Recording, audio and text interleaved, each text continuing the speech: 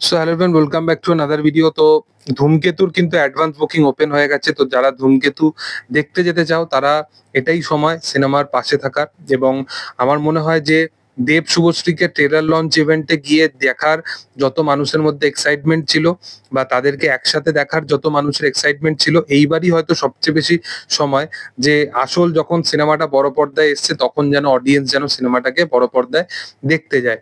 এবং সেই রেসপন্সটা কিন্তু দেখা যাচ্ছে বুকমাই শোতে ধূমকেতুর অ্যাডভান্স বুকিং ছাড়ার পরেই কিন্তু মানে 14ই আগস্ট নবীনা থেকে শুরু করে যে কোনো হল আছে আমাদের এখানকার, তোমার হাওড়া পুষ্পশ্রী, তারপরে তোমার নবীনা টালিগঞ্জ, তারপরে পিভিআর আভনি, যে কটা আছে 14 তারিখে কিন্তু মোস্ট ফার্স্ট টু ফিল এখনই মানে গতকালকেই জাস্ট ছাড়ার পর থেকেই হয়ে গেছে।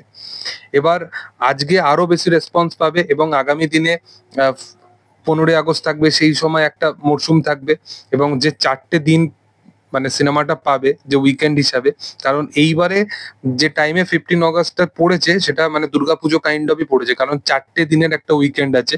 তো সেই কারণবশত বৃহস্পতি শুক্র শনি রবি 4 দিনের কিন্তু একটা মানুষের একটা সিনেমা দেখার একটা টাইম থাকবে। তো সেইখানে আমার মনে হয় যে ধূমকেতুকে বেশি অডিয়েন্সের প্রেফারেন্সে আগে রাখা উচিত। এবং বাংলা সিনেমা যে বারবার একটা লং টার্ম পিরিয়ড ধরে চললেই তবেই যে ভালো কালেকশন করে, এই ন্যারেটিভটাকেই পুরোপুরি চেঞ্জ করে দেওয়া উচিত।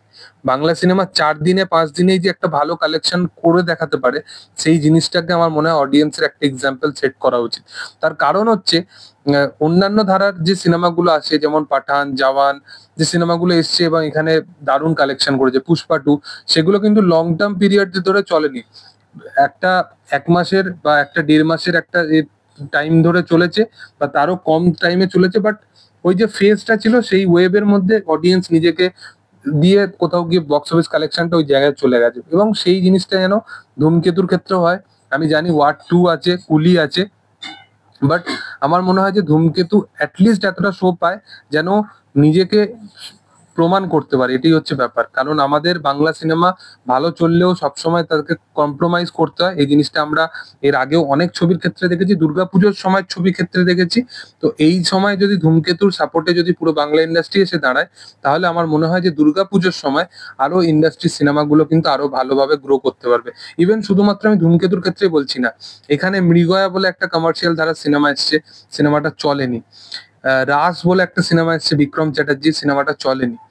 Madam Sengupta, good bye mountain, এগুলো সমস্ত সিনেমাগুলো এসছে যেগুলো অ্যাটলিস্ট ভালো সিনেমার তালিকার মধ্যে পড়ে।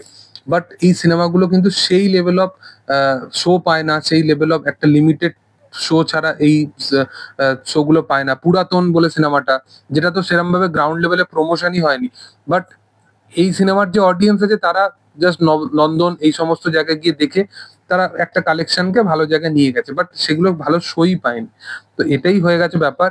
এবার সবসময় যে দেবজিতের সিনেমা এলেই যে বাংলা ইন্ডাস্ট্রির কথা মনে পড়ে যাবে এবং অন্যান্য ধারা সিনেমা এলে বা অন্য কারোর সিনেমা এলে বা অন্য কারোর অভিনেতার সিনেমা এলে এই বিষয়টা মনে থাকবে না, তো সেটা আমার মনে হয় যে আনফেয়ার একটা ডিসিশন অডিয়েন্সদের জন্য।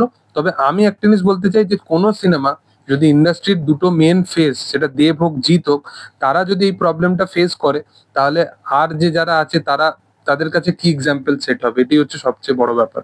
তো যাই হোক, দেখার যে সেটা আপকামিং দিনে কি হয়। ধূমকেতুর কিন্তু পুরোপুরি চান্সেস আছে যে খাদানের রেকর্ডটা বিট করার। দেখার সেটা কি হয় আপকামিং দিনে। তো তোমাদের কি বক্তব্য এই বিষয়টার উপর, সেটা কমেন্ট সেকশনে জানাতে পারো। ভিডিও ভালো লাগলে অবশ্যই তোমরা লাইক করো, শেয়ার করো, সাবস্ক্রাইব করো চ্যানেলটিকে এবং পাশে থাকা বেল আইকনটা অবশ্যই প্রেস করে দিও। Thank you all, by.